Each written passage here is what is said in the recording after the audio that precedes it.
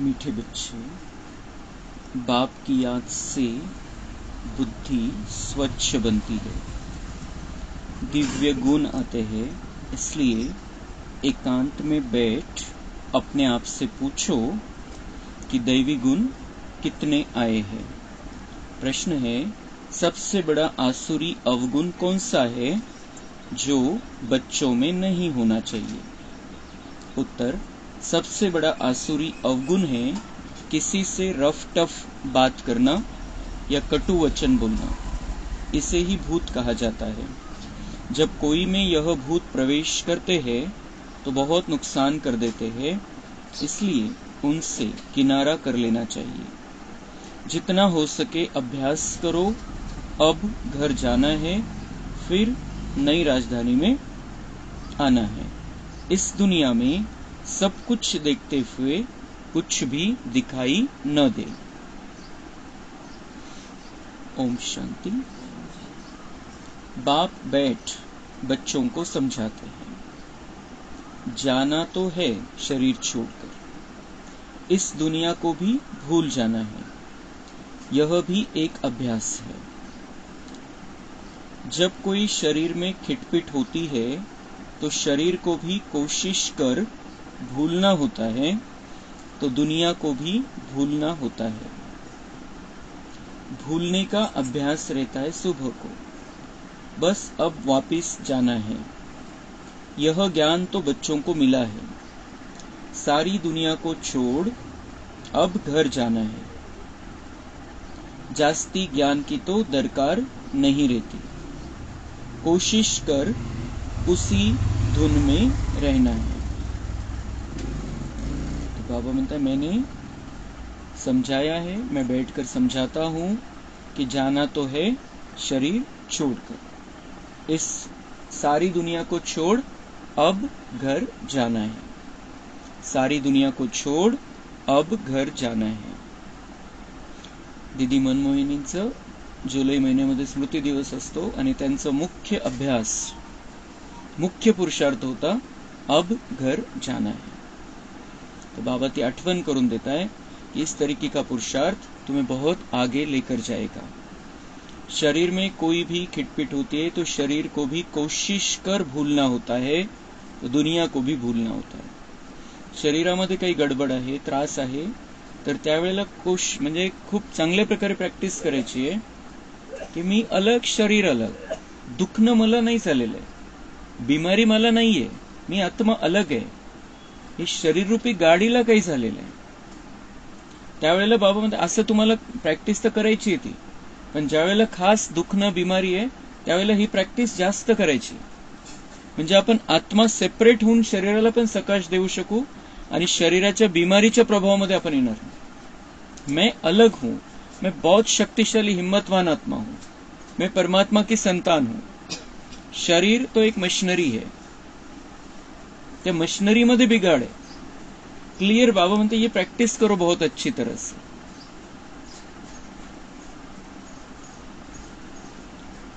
बाबा म्हणते जास्ती ज्ञान की दरकार नहीं रहती, कोशिश कर उसी धुन में रहना है। ये दुनियामध्ये अटकायचं नाहीये, अब घर जाना है, अब घर जाना है, उसी धुन में रहना है। म्हणजे आपली तयारी होईल चांगल्या प्रकारे घरी जायची। भल शरीर को कितनी भी तकलीफ होती है, कितनी भी तकलीफ होती है शरीर को, तो बच्चों को समझाया जाता है कैसे अभ्यास करो, जैसे कि तुम हो ही नहीं। यह भी अच्छा अभ्यास है। जैसे कि तुम हो ही नहीं, यह भी अच्छा अभ्यास है। मैं आत्मा अलग हूं, शरीर बिल्कुल अलग है। मैं शरीर नहीं हूं, या मैं शरीर से बिल्कुल बाहर हूं।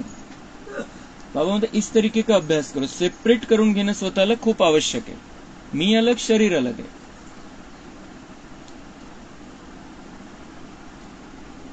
बाकी थोड़ा समय है, जाना है घर, फिर बाप की मदद है या इनकी अपनी मदद है, मदद मिलती जरूर है और पुरुषार्थ भी करना होता है। बाबांची मदत पण प्राप्त करायची आणि आपला पुरुषार्थ पण करायचा. घर जाना है तैयारी के साथ. यह जो कुछ देखने में आता है वह है नहीं. अब घर जाना है, वहां से फिर अपनी राजधानी में आना है. पिछाड़ी में यह दो बातें जाकर रहती है. जाना है फिर आना है. जाना है फिर आना है. देखा जाता है इस याद में रहने से शरीर के रोग जो तंग करते हैं वह भी ऑटोमेटिकली ठंडे हो जाते हैं. बाबांचं हे निरोगी जीवनासाठी मानसशास्त्र आहे. बाबा म्हणताय कि जाना है फिर आना है. घर जाना है, वहां से फिर अपनी राजधानी में आना है. तो इस याद में रहने से जाना है आना है, जाना है आना है, जाना है प्योर आत्मा बनकर, आना है नीचे प्योर स्थिति में और देवता बन जाना है. हे चित्र बघत राहायचे आपण आपलं. तो बाबा म्हणतात देखा जाता है इस याद में रहने से शरीर के रोग जो तंग करते हैं वह भी ऑटोमॅटिकली ठंडे हो जाते. कारण आपण स्थिर होत जातो, आपण शरीर भानापासून मुक्त होत जातो. आपण जी आत्मिक स्थिती आहे ती पॉवरफुल जशी जशी करत जाऊ तशी तशी चार्जिंग होत जाते. आणि आत्मा चार्ज होते तर मग शरीर पण दुरुस्त व्हायला सुरुवात होते. किती सुंदर युक्ती बाबा सांगताय की मी तर सांगितलेलं आहे, पण अनुभव पण आहे अनेकांचा कि देखा जाता है इस याद में रहने से शरीर के रोग जो तंग करते हैं वह भी ऑटोमेटिकली ठंडे हो जाते.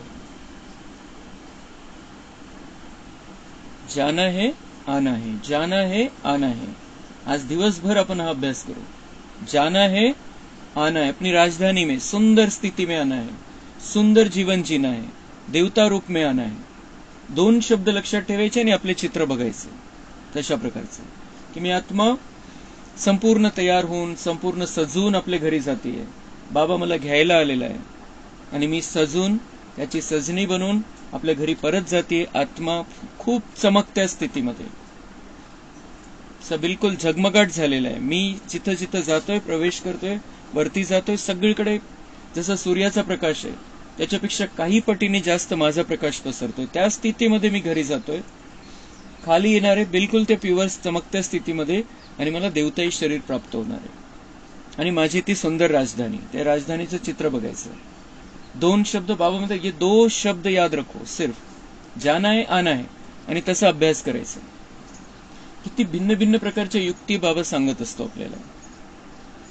आणि हा अभ्यास तर खूप सोपा आहे, कोणीही करू शकतं. जाना है आना है, जाना है आना है, जाना है आना है. तो उतनी देर हम परम धाम के भी अनुभव करेंगे, बाबा की किरणें भी लेंगे और सतयुग के वाइब्रेशन भी अपने अंदर ले सकेंगे. तो बाबा म्हणता है की शरीर के रोग जो तंग करते, परेशान करून टाकतात ते शरीराचे रोग, तर ते पण ऑटोमॅटिक थंडे होत जातील. आपण स्वतःला त्या स्थितीमध्ये घेऊन चालायचे. आता स्वतःचा डॉक्टर बनायचंय, डॉक्टरची ट्रीटमेंट घ्यायची आहे, पण स्वतःचा डॉक्टर आत्मिक स्थितीमध्ये बनायचंय आणि शरीराला जे वाइब्रेशन, चांगले वाइब्रेशन देता येतील ते चांगले वाइब्रेशन द्यायचे.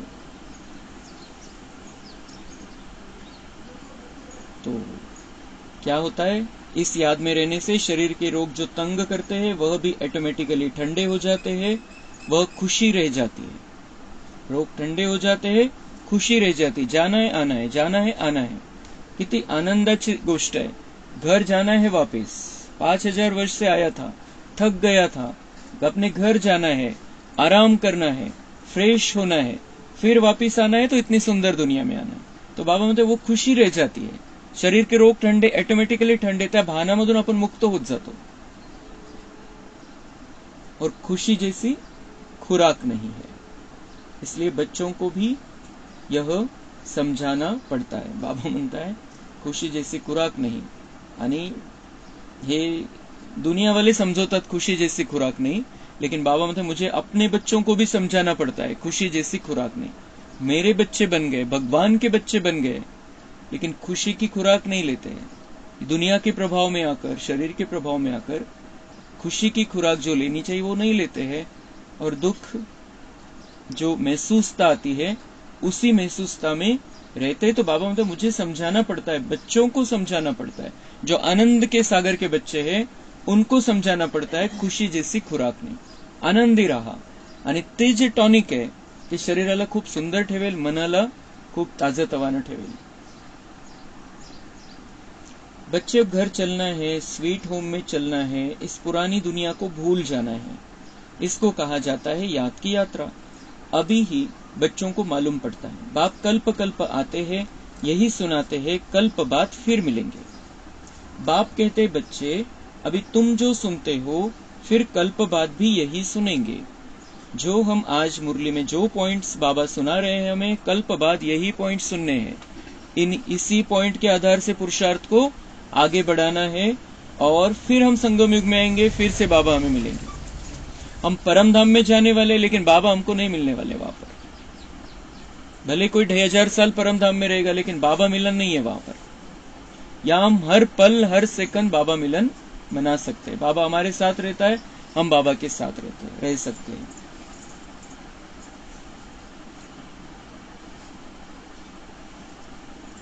यह तो बच्चे जानते हैं.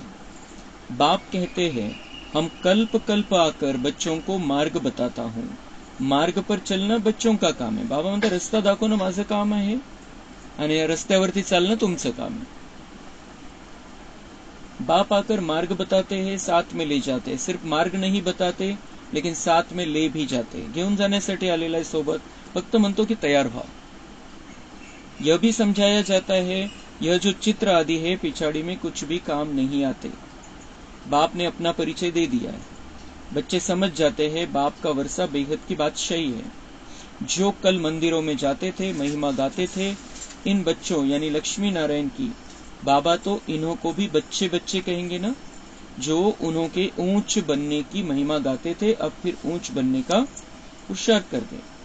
बाबा म्हणता है कि जो कल मंदिरों में जाते थे, महिमा गाते थे, इन बच्चों को भी बाबा बच्चे बच्चे कहेंगे. लक्ष्मी नारायण को भी बाबा म्हणते बच्चे कहूंगा मैं, मेरे बच्चे सब शिव के बच्चे हैं. लक्ष्मी नारायण, राधे कृष्ण, राम सीता सब हमारे शिव बाबा के बच्चे हैं. तो बाबा म्हणते मैं इनको भी बच्चे बच्चे कहूंगा.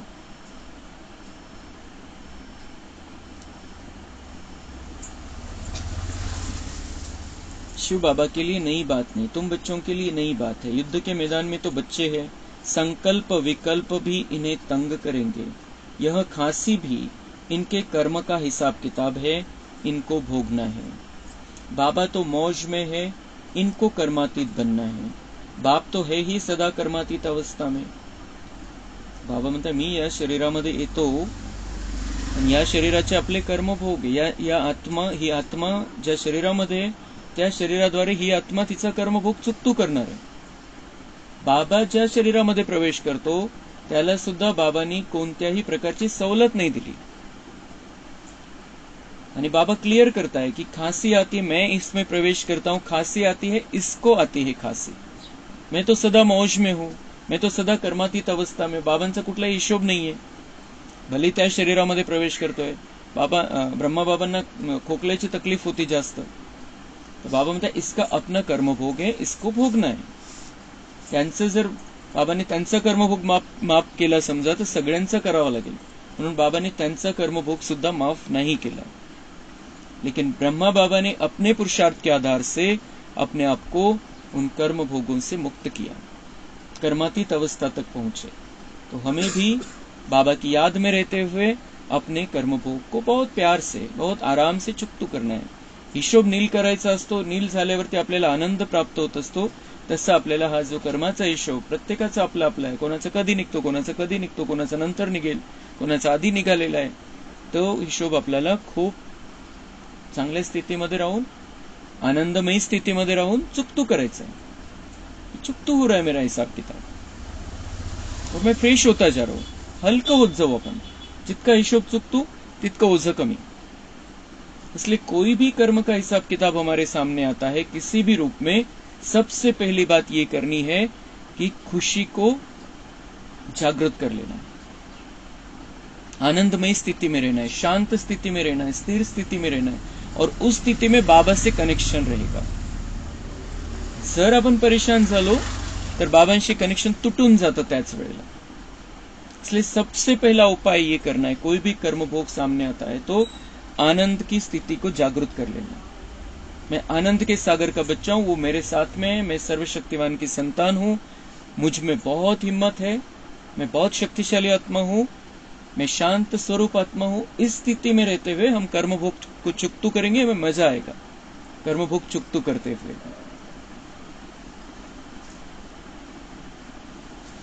हम तुम बच्चों को माया के तूफान आदि कर्म भोग आएंगे। ब्रह्मा बाबा म्हणता है कि माया के तूफान आएंगे, कर्म भोग आएंगे, आने वाले हैं। बाबा बैठा है लेकिन हमें मदद करने के लिए। यह समझाना चाहिए, बाप तो रास्ता बताते हैं, बच्चों को सब कुछ समझाते हैं।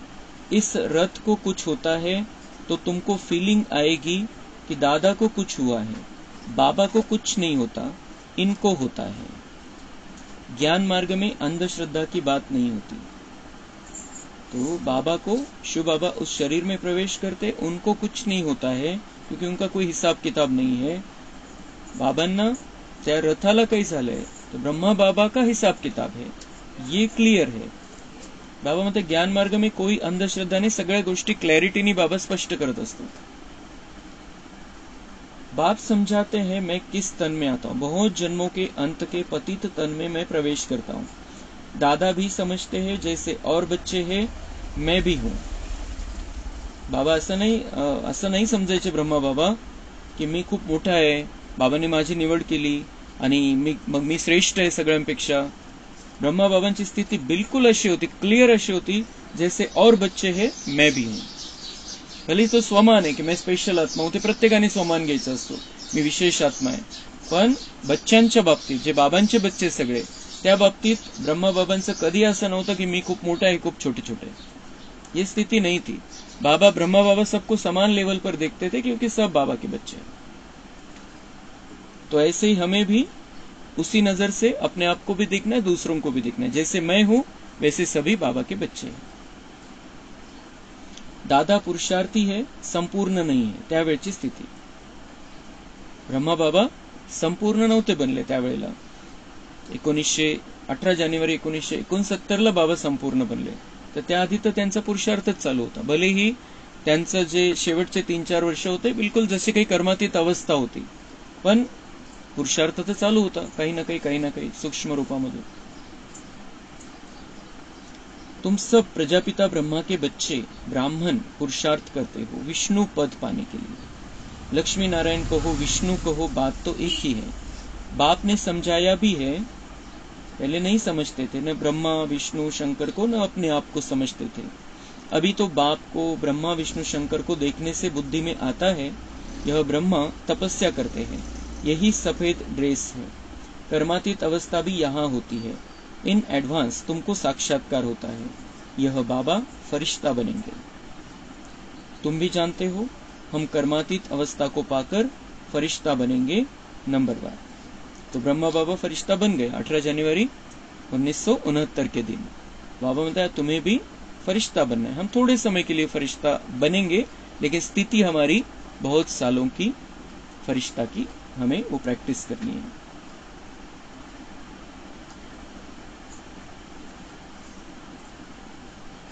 जब तुम फरिश्ते बनते हो तब समझते हो कि अब लढाई लगेगी।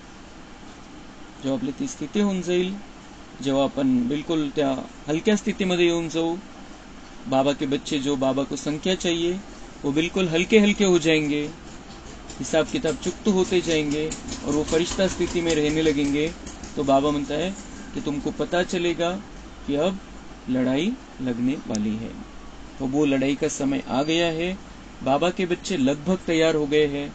किस दिन वो लड़ाई जोर से लगेगी नहीं जानते हैं, कोई नहीं जानता है, इसलिए हमें अपनी तैयारी करनी है।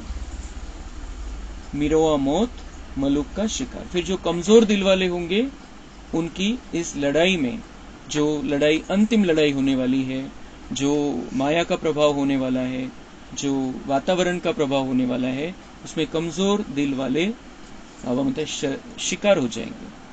और जो शक्तिशाली है वो टिके रहेंगे और इस दुनिया की सेवा करेंगे, अपना ऊंचा भाग्य बना लेंगे। यह बहुत ऊंच अवस्था है, बच्चों को धारणा करनी है। यह भी निश्चय है कि हम चक्र लगाते और कोई इन बातों को समझ न सके। नया ज्ञान है और फिर पावन बनने के लिए बाप याद सिखाते। यह भी समझते हो बाप से वर्षा मिलता है, कल्प कल्प बाप के बच्चे बनते हैं, 84 का चक्र लगाया है।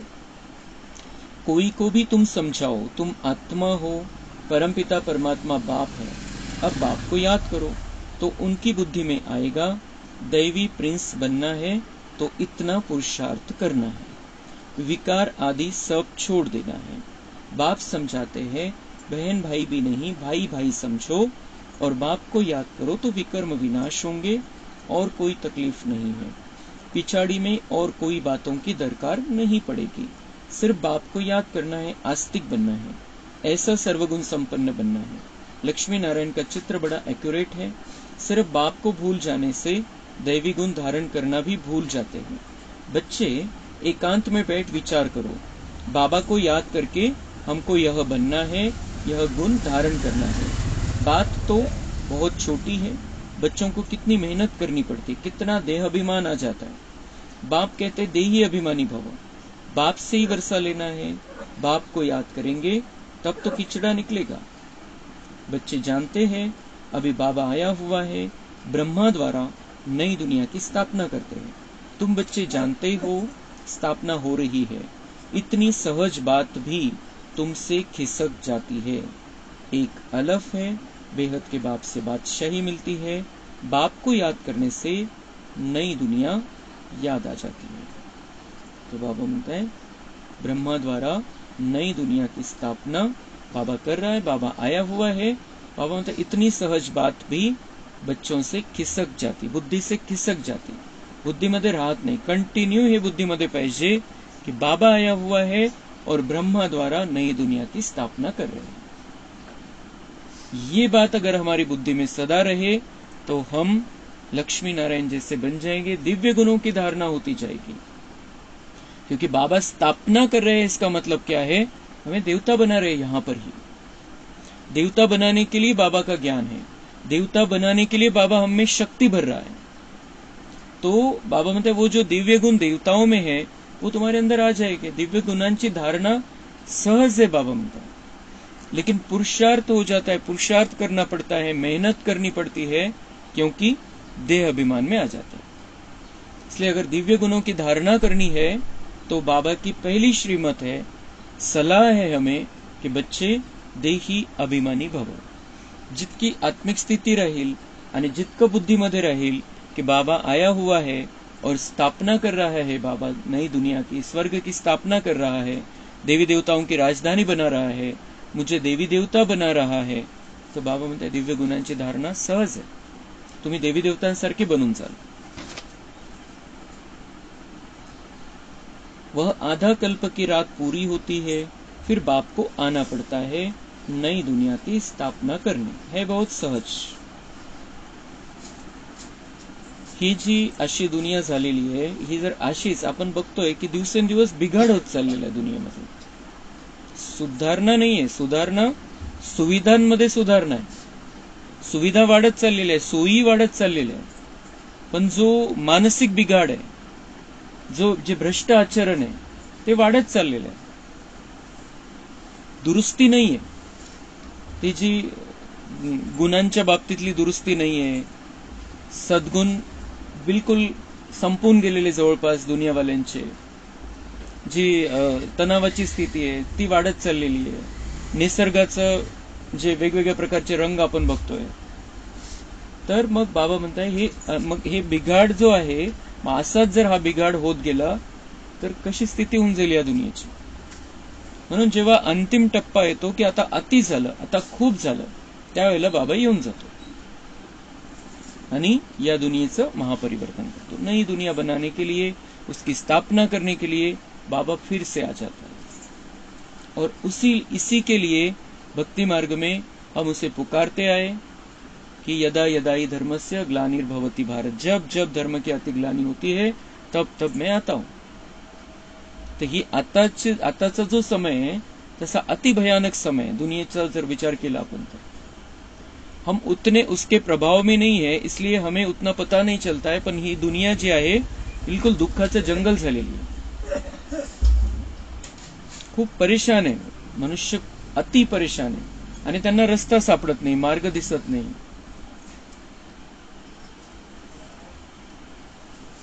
तो बाबा म्हणता है कि जब आधा कल्प की रात पूरी होती है फिर बाप को आना पड़ता है नई दुनिया की स्थापना करने. इतकी सहज गोष्ट है कि मैं नहीं आऊं तो फिर ये इस दुनिया का हाल कैसे हो जाएगा. आपण जे बघतो 20 वर्षामध्ये किती महापरिवर्तन झालेलं दुनियेचं, किती खराब झाली. 20 वर्षापूर्वीची दुनिया, 40 वर्षापूर्वीची दुनिया कशी होती, स्पीड किती वाढलेली बिगड़ण्याची. तो इसलिए ऐसे समय पर बाबा आता है, जब मनुष्य के हाथ में कुछ नहीं रहता है तब बाबा आता है और ये सारा रिपेयरिंग ही नहीं करता है, तो सारा ये घर नया बना देता है हमको.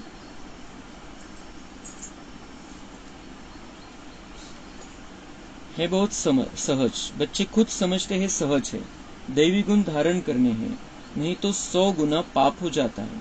मेरी निंदा कराने वाले ऊंच ठौर नहीं पा सकेंगे. बाप की निंदा कराएंगे तो पद भ्रष्ट हो जाएगा. बहुत मीठा बनना चाहिए. रफ टफ बात करना यह दैवी गुण नहीं है. समझना चाहिए यह आसुरी अवगुण है. प्यार से समझाना होता है यह तुम्हारा दैवी गुण नहीं है. बाबा म्हणते तुम्हाला खूप गोड बनायचंय, रफ टफ नाही बोलायचं दुनियावाल्यांसारखं. तर कलियुगी मनुष्य आहे तो. रफ टफ बोलणं, कडक भाषेमध्ये बोलणं, तो ये जो गुस्से में आकर बात करना, ये दुनिया वालों के आसुरी अवगुण है, कलियुगी मनुष्य के अवगुण है.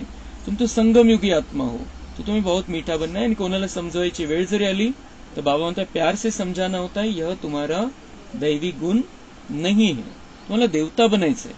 तर हा अशा प्रकारची स्थिती नहीं पाहिजे. यह भी बच्चे जानते हैं अभी कलयुग पूरा होता है, यह है संगम युग. मनुष्यों को तो कुछ पता नहीं है, कुंभकर्ण की नींद में सोए पड़े हैं. समझते हैं 40,000 वर्ष पड़े हैं, हम जीते रहेंगे, सुख भोगते रहेंगे. यह नहीं समझते दिन प्रतिदिन और ही तमोप्रधान बनते हैं. कुंभकर्णाच्या निद्रेमध्ये आहे, ही त्यावेळची गोष्ट होती. पण आता बऱ्याच जणांना हा आभास होतोय की ही दुनिया राहण्यालायक नाहीये. सुखामध्ये तर कोणीच नाही. आता दुनियावाल्यांचा जर विचार केला, काही ना काही दुःख आहे, काही ना काही टेन्शन आहे. किती मोठं पद असू द्या, पोझिशन असू द्या, पैसा असू द्या, पण दुःख है. तो वो अभी बहुत जो पहली जो स्थिति थी कि हम तो स्वर्ग में पड़े, हमें तो बहुत सुख है, ये तो दुनिया ऐसी चलती रहनी चाहिए, ये बहुत अच्छी दुनिया, ये स्थिति अभी किसी की भी नहीं है. ये बाबा 60 साल पहले की बात कह रहा है. तुम मीठे मीठे बच्चे 5000 वर्ष के बाद आकर मिले हो. तुम वही हो, फीचर्स भी वही है. 5000 वर्ष पहले भी तुम ही थे. तुम भी कहते हो 5000 वर्ष के बाद आप वही आकर मिले हो जो हमको मनुष्य से देवता बना रहे हो. हम देवता थे, फिर असुर बन पड़े हैं. देवताओं के गुण गाते आए, अपने अवगुण वर्णन करते हैं. अब फिर देवता बनना है क्योंकि दैवी दुनिया में जाना है. तो अब अच्छी रीति पुरुषार्थ कर ऊंच पद पाओ. टीचर तो सबको कहेंगे ना पढ़ो, अच्छी मार्क्स में पास हो तो तुम्हारा हमारा नाम भी बाला हो और तुम्हारा नाम भी बाला हो. तो बाबा म्हणता है कि टीचर का काम है बच्चों को, अपने विद्यार्थियों को कहना कि बहुत अच्छी रीति से पढ़ो, अच्छे मार्क्स से पास हो तो तुम्हारा भी नाम होगा, मेरा भी नाम होगा. हमें बाबा का नाम रोशन करना है, ऊंचा करना है. क्योंकि अगर हम बाबा का नाम रोशन करेंगे तो अनेक आत्माएं बाबा का बच्चा बनेंगे. बाबा का बच्चा बनेंगे वो, तो उनका अपना भाग्य बनता जाएगा. तो हमें बिल्कुल ये क्लियर होना चाहिए कि अभी हम देवताओं के गुण गाते आए भक्ति मार्ग में और अपने अवगुणों का वर्णन करते आए. लेकिन अब हमें क्लियर बुद्धि में रहना चाहिए. अब बाबा जो पढ़ाई पढ़ाता है उस पढ़ाई के आधार से हमें स्वयं देवता बन जाना है, अवगुणों को खत्म करना है. वो जो आसुरी अवगुण हमारे अंदर आ गए थे उनको खत्म कर देना है और देवताओं के जो गुण, जो देवताई स्थिति हमारी थी पहले, उसी को फिर से धारण कर लेना है.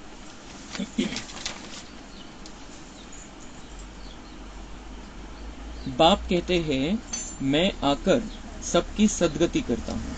बाकी जो और धर्म वाले हैं वह अपने अपने समय पर अपने धर्म की आकर स्थापना करते हैं। सब आकर यह मंत्र ले जाते हैं। बाप को याद करना है, जो याद करेंगे वह अपने धर्म में ऊंच पद पाएंगे। तर ही एक गहरी गोष्ट बाबा सांगताय की जो बाकी जो और धर्म वाले वो अपने अपने समय पर आकर अपने धर्म की स्थापना करेंगे, म्हणजे जे धर्मस्थापक आहे ते आपल्या वेळेवरती येऊन धर्माची स्थापना करतील, ते येऊन मंत्र घेऊन जातील इथून, त्यांच्या बुद्धीमध्ये रेकॉर्डिंग होऊन जाईल की या धर्माची स्थापना आपलं कर्तव्य आहे. कारण बाबा हा खेळ 5000 वर्ष चालला पाहिजे. बाबा लगेच आला तर मग ही जी व्हरायटी झालेली सगळी ती राहिली नसती आणि सगळ्या आत्म्यांचा समावेश करायचा या नाटकामध्ये, ते नाटक बनलेलं आहे त्या हिशोबाने. बाबा म्हणते वो जो धर्मस्थापक है वो आकर मंत्र लेकर जाते हैं यहां से.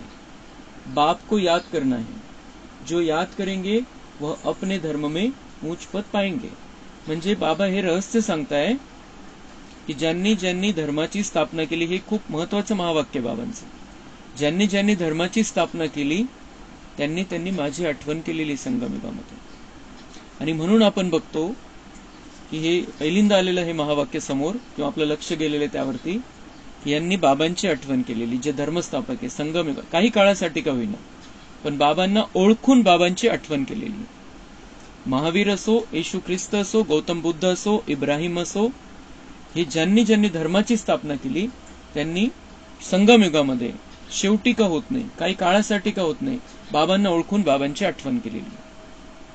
त्यांचा पार्ट त्या धर्माच्या स्थापनेचा आहे, त्या पवित्र स्थितीचा आहे. तर ते त्यांची जेव्हा ती स्थिती, येशू ख्रिस्त येतील, महावीर येतील, बुद्ध येतील, त्यावेळेला त्यांची जी स्थिती आहे त्याच्यापेक्षा डाऊन स्थिती आपली राहणार आहे द्वापर युगामध्ये. त्यांची स्थिती श्रेष्ठ, कारण त्यांनी बाबांची आठवण करून परमधाममध्ये गेलेले, 2500 वर्ष पवित्र स्थितीमध्ये राहिलेले आणि फ्रेश तिथून आलेले, आणि आपल्यामध्ये देहभान यायला सुरुवात झाली होती. म्हणून त्यावेळेला त्यांची स्थिती आपल्यापेक्षा श्रेष्ठ 2500 वर्षानंतर. आणि म्हणून आपण बघतो की हे जे धर्मस्थापक आहे त्यांनी कधी म्हटलं नाही की मैं भगवान हूं. त्यांनी वरती इशारा केलेला आणि हे मनुष्य नाही समजू शकला. येशू ख्रिस्तानी काय म्हटलं, I am God is light, I am the son of God. God is light, I am the son of God. परमात्मा प्रकाश आहे आणि मी त्याचा बच्चा आहे. जे जे धर्मस्थापक आहे त्यांनी अशाच प्रकारची गोष्ट सांगितलेली आणि खूप रहस्यमय बाबांनी हे क्लियर सांगितलेलं, स्पष्ट केलेलं आहे की ऐसा हुआ है संगम युग में कि वो आए थे धर्मस्थापक. उन्होंने ये मंत्र, जास्त पुरुषार्थ नाही केला, जे दिव्य गुणांची धारणा करण्याचा पुरुषार्थ आहे, देवता बनण्याचा, सत्ययुगामध्ये येण्याची क्वालिटी नाही, पण जे बाकीचे राहिलेले आत्मे 33 करोड सोडून त्यांच्यापेक्षा यांची स्थिती चांगली होती. काही काळ तरी बाबांना ओळखलं आणि त्यांची आठवण केलेली खूप चांगल्या स्थितीमध्ये राहून, आणि म्हणून त्यांचा तो पार्ट फिक्स झाला. तुम बच्चों को पुरुषार्थ करके रूहानी म्यूजियम अथवा कॉलेज खोलने चाहिए. लिख दो, विश्व की अथवा स्वर्ग की राजाई सेकंड में कैसे मिल सकती है, आकर समझो. बाप को याद करो तो वैकुंठ की बादशाही मिलेगी. अच्छा, मीठे मीठे सिक्के लदे बच्चों प्रति माता पिता बाप दादा का याद, प्यार और गुड मॉर्निंग. रूहानी बाप की रूहानी बच्चों को नमस्ते. हम रूहानी बच्चों की रूहानी बाप दादा को याद, प्यार, गुड मॉर्निंग, नमस्ते. वहाँ बाबा वहाँ, शुक्रिया बाबा शुक्रिया. धारणा के लिए मुख्य सार है, चलते फिरते एक बाप की ही याद रहे और कुछ देखते हुए भी दिखाई न दे. ऐसा अभ्यास करना है. एकांत में अपनी जांच करनी है की हमारे में दैवी गुण कहाँ तक आए. बाबा म्हणतात एकांत मिळतो तुम्हाला किंवा एकांत घ्या, एकांतामध्ये बसा आणि खूप प्रेमाने बाबांची आठवण करा कि बाबा आप इतने मीठे हो, आप इतने प्यार के सागर हो, आप सुख के सागर हो, मेरे में भी सुख की स्थिति अंदर जागृत हो रही है. आप शांति के सागर हो, मैं शांत स्वरूप बनता जा रहा हूँ, या क्या अशांति है मेरे अंदर उसको दूर कर देना है. मैं शांत स्वरूप हूँ, मैं प्रेम स्वरूप हूँ, मैं आनंद स्वरूप हूँ, क्या कमी है मेरे अंदर, और प्यार से अपने आप की चेकिंग करनी, क्योंकि देवता बनना है. मूर्ती घडती आहे, सजतोय आपण, तर चेकिंग करायची. जसं कोणालाही आपला मेकअप करायचा आहे तर आरशासमोर बसून मेकअप करतात, बघतात कुठे काय कमी आहे. तर तसं आपल्याला स्वतःचा मेकअप करायचा आहे, बाबांची मुरली त्यासाठी आपल्या आरसा आहे, आणि त्या मुरलीमध्ये बघून, मुरलीमध्ये बाबांनी काय सांगितलेले ते बघून आपली चेकिंग करायची खूप प्रेमाने. कोणी जे मेकअप करतात खूप खुशी खुशीने मेकअप करतात, असं नाही की परेशान होऊन मेकअप पण चाललेले आणि परेशान पण आहे, म्हणजे जबरदस्तीने मेकअप करताय असं नसतं. जे मेकअप करणारे ते खूप इंटरेस्ट घेऊन मेकअप करत असतात. तर तसं आपल्याला हा मेकअप करून घ्यायचा, जे काही आपल्यामध्ये कमी कमजोरी तिला भरून काढायचंय, मेकअप करायचंय. तर खूप प्रेमाने, खूप खुशी खुशीमध्ये आपली चेकिंग करायची आहे आणि चेंज करायचं ठरवायचं. ऐसा कोई कर्तव्य नहीं करना है जिससे बाप की निंदा हो, दैवी गुण धारण करने हैं, बुद्धि में रहे, अभी घर जाना है, फिर अपनी राजधानी में आना है. अभी घर जाना है, अपनी राजधानी में आना है.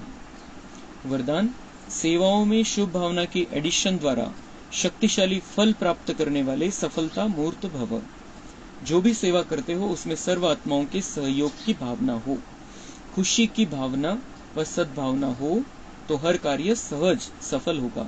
जैसे पहले जमाने में कोई कार्य करने जाते थे तो सारे परिवार की आशीर्वाद लेकर जाते थे, तो वर्तमान सेवाओं में यह एडिशन चाहिए. कोई भी कार्य शुरू करने के पहले सभी की शुभ भावनाएं, शुभ कामनाएं लो, सर्व की संतुष्टता का बल भरो, तब शक्तिशाली फल निकलेगा. बाबा म्हणताय पहिले घरामधून जायचे बाहेर, तर आशीर्वाद, मोठ्यांचा आशीर्वाद घेऊन जायचे की सफलता मिळेल. आता काय करा संगमयुगामध्ये, बाबा म्हणताय की तुम्हाला कुठली सेवा करायची, कोणाची, वैयक्तिक असो किंवा कोणाची असो, किंवा संपूर्ण खूप मोठ्या ग्रुपची सेवा करायची, किंवा कोणा एका आत्म्यासाठी आपण जातोय कुठे, दुःख नाही, बिमारी आहे, त्याची सेवा करायची, किंवा कोणतीही मोठी सेवा करायची, प्रदर्शनी आहे, कोणाला संदेश द्यायचा आहे, काही करायचं. तर बाबा म्हणते वो पहले आशीर्वाद लेकर जाते थे, अभी तुम्हें सभी की शुभ भावनाएं, शुभ कामनाएं लेनी. म्हणजे त्यांना सांगायचं अशा अशा प्रकारची सेवा आहे आणि मला ही सेवा करायला जायचंय, आता मी जाणार आहे ही सेवा करायला. तो वो शुभ भावना, शुभ कामना मिलेगी कि ये कितनी अच्छी सेवा कर रहे हैं, कितनी अच्छी इनकी भावनाएं हैं. तर ते दुआ प्राप्त होतील आणि ज्यांना आपण सांगतोय ते बाबांनाही सांगतील की इनको सफलता मिले, सेवाओं में सफलता मिले. सर्व की संतुष्टता का बल भरो, सर्व की संतुष्टता का बल, अपनी सेवा में सर्व की संतुष्टता का बल भरो. या वेगवेगळ्या प्रकारच्या युक्त्या बाबांचे हे जे समजवणं आहे आपल्याला खूप विशेष असतं, की तुम्ही असं नाही की तुम्ही कोणाला न सांगता सेवा करा, एकटे सेवा करून या. सगळ्यांना सांगत चालायचंय, म्हणजे सगळ्यांच्या शुभ भावनेची शक्ती त्याच्यामध्ये भरली जाईल. बाकीच्यांना समाधान वाटेल की ही सेवा करताय आणि त्यांनाही प्रेरणा मिळेल आपणही सेवा करावी. पण आपण जी सेवा करायला जातोय त्याच्यामध्ये त्यांचे दुआ शामिल राहील आणि त्या सेवेमध्ये सफलता मिळेल. स्लोगन, जैसे बाप जी हाजिर कहते वैसे आप भी सेवा में जी हाजिर, जी हजूर करो तो पुण्य जमा हो जाएगा. कोणती सेवा असू द्या, रेडी राहायचं. बाबा म्हणताय पुण्य जमा हो जाएगा. अच्छा, ओम शांति.